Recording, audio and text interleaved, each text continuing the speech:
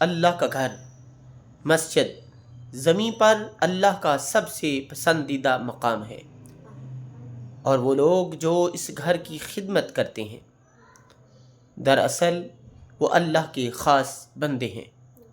ان کی محنت، ان کا وقت، ان کی نیت سب اللہ کے نزدیک قیمتی ہے۔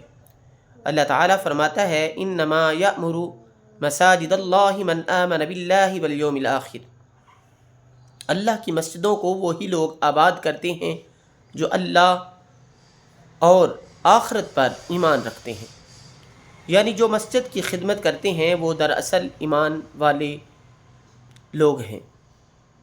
اللہ کے گھر کے خادمین کون ہیں؟ یہ صرف امام یا مؤذن نہیں، بلکہ وہ سب ہیں جو مسجد کی خدمت میں لگے رہتے ہیں۔ کوئی صفیں درست کرتا ہے، کوئی جوتے سیدھے کرتا ہے، کوئی وضو خانے کی صفائی کرتا ہے، کوئی دروازے پر سلام سے خوش آمدید کہتا ہے۔ یہ سب وہ لوگ ہیں جو اللہ کے مہمان خانے کے محافظ ہیں۔ ایک مرتبہ نبی کریم صلی اللہ علیہ وسلم نے ایک عورت کو یاد فرمایا جو مسجد کی صفائی کیا کرتی تھی۔ صحابہ کرام علیہم رضوان نے عرض کیا، یا رسول اللہ صلی اللہ علیہ وسلم وہ وفات پا گئی ہیں۔ آپ صلی اللہ علیہ وسلم نے فرمایا مجھے کیوں نہ بتایا؟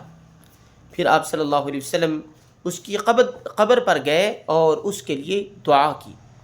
یہ واقعہ بتاتا ہے کہ مسجد کی صفائی کرنے والا شخص بھی نبی صلی اللہ علیہ وسلم کی نظر میں عزت والا ہے۔ جو مسجد کو آباد کرتے ہیں اللہ ان کے گھروں کو نور سے بھر دیتا ہے۔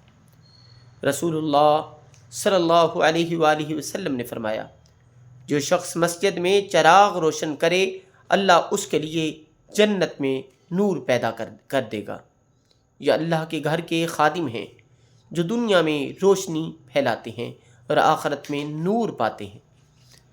اگر ہم خود مسجد کے خادم نہیں تو کم از کم ان کی قدر کریں، ان سے محبت کریں، ان کے کام میں مدد کریں، اور کبھی بھی انہیں کم تر نہ سمجھیں جو اللہ کے گھر کے خادم ہیں۔